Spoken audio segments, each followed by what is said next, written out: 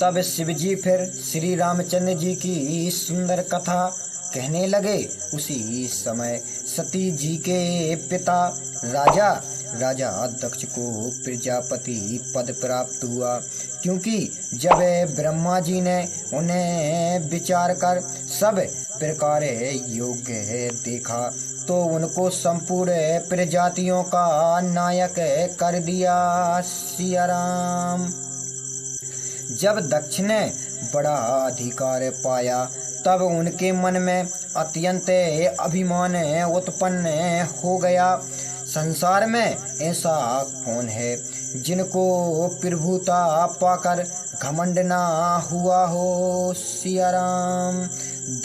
तब दक्ष ने सब मुनियों को बुलाया और बड़ा यज्ञ करने लगे तथा जो यज्ञ में भाग पाया करते थे उन सब देवताओं को भी आदर सहित न्योता दिया। सिया राम। किन्नर नाग सिद्ध गंधर्व और सभी देवता अपनी अपनी स्त्रियों सहित दक्ष के घर को चले। ब्रह्मा विष्णु और महादेव जी को छोड़ सब देवता अपने अपने विमान सजा कर चले। सिया राम। तब सती ने अनेक भांति के शोभायमान विमानों को आकाश में जाते हुए देखा, जिनमें सुर सुंदरियां गान कर रही थीं और जिनके सुनने से मुनियों के भी ध्यान टूट जाते हैं। सिया राम। जब इस प्रकार आकाश मार्ग में जाते हुए विमानों की भीड़ देखकर सती जी ने श्री महादेव जी से पूछा। तब महादेव जी ने प्रशंसा पूर्वक समाचार कहकर बतलाया कि तुम्हारे पिता के घर में यज्ञ है। तब वह समाचार सुनकर सती जी कुछ प्रसन्न हुई और उन्होंने अपने मन में विचार किया कि यदि महादेव जी मुझको आज्ञा दें तो मैं इसी बहाने से जाकर कुछ दिन पिता के घर रहूं। परंतु पति के परित्याग का मन में बड़ा दुख था, वह कह ना सकी। किंतु फिर सती जी वह संकोच और प्रेम रस से युक्त यह वचन बोली, हे प्रभु, जब पिता के घर इतना भारी उत्सव है तो यदि मुझको आज्ञा दीजिए तो हे कृपा निधान वह यज्ञ देखने के लिए मैं आदर के साथ अपने पिता के घर चली जाऊं। सिया राम। शिवजी ने कहा, यह तो बहुत ठीक है, परंतु उन्होंने तुमको बुलाने के लिए न्योता नहीं भेजा। देखो, दक्ष ने अपनी सब पुत्रियों को बुलाया है, किंतु केवल हमारे बैर से ही तुम्हें भूल गए। सिया राम। ब्रह्मा की सभा में हमसे बड़ा दुख मान लिया, जिससे आज भी हमारा अपमान करते हैं।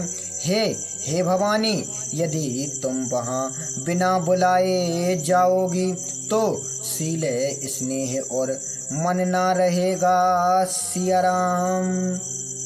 यद्यपि मित्र प्रभु पिता और गुरु के घर निसंदेह बिना बुलाए जाना चाहिए, तदपि जहाँ जाने से कोई शत्रुता मानता हो तो वहाँ जाने से कल्याण नहीं होता।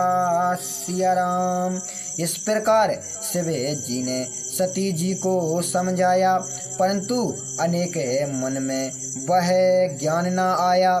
शिव जी ने कहा कि यदि तुम बिना बुलाए जाओगी तो यह बात हमें अच्छी नहीं लगेगी। सिया राम।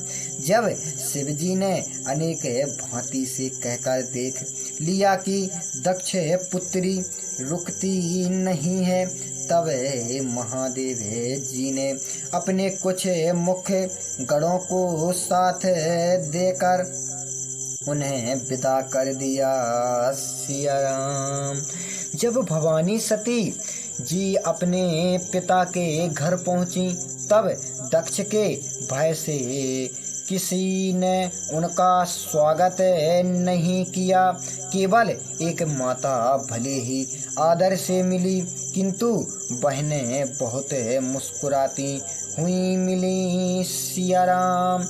राजा दक्ष ने कुछ भी कुशल समाचार नहीं पूछा और सती को देखकर उनका शरीर जलने लगा।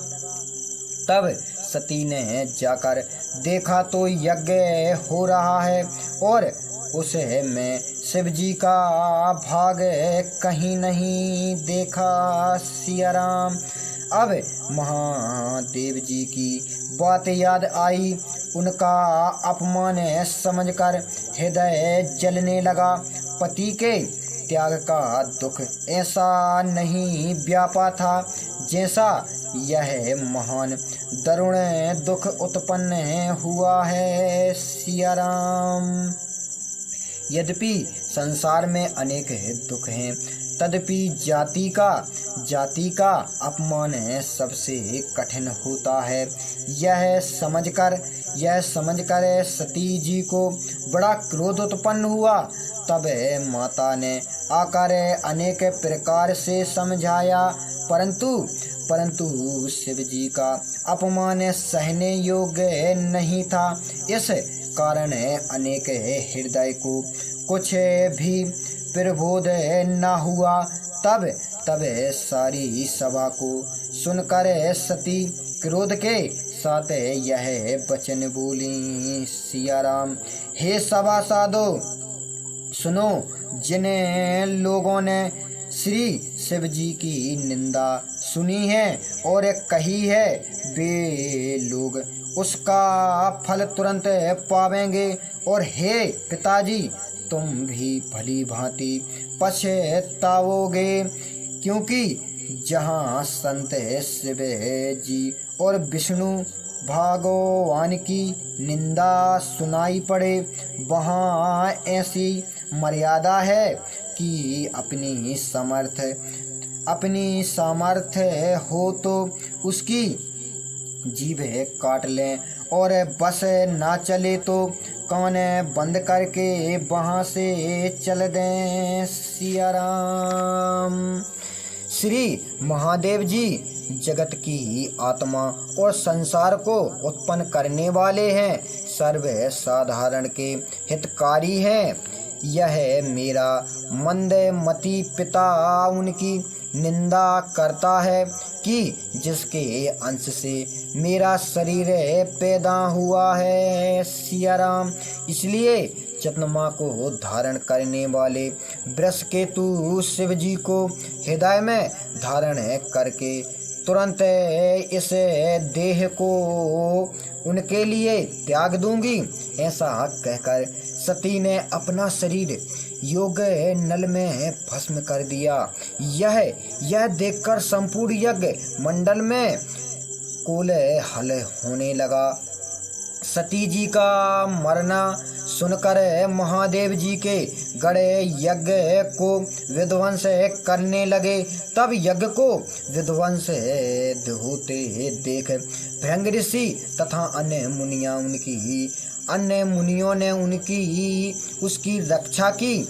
यह समाचार जब श्री महादेव जी को मिला तो उन्होंने कुपति होकर अपने गढ़ श्री भद्र को भेजा। उन्होंने जाकर यज्ञ को विध्वंस कर दिया और सारे देवताओं को यज्ञ यथा योग्य फल दिया। सिया राम। और दक्ष की वही संसार विदित गति हुई, जैसी एक शंभु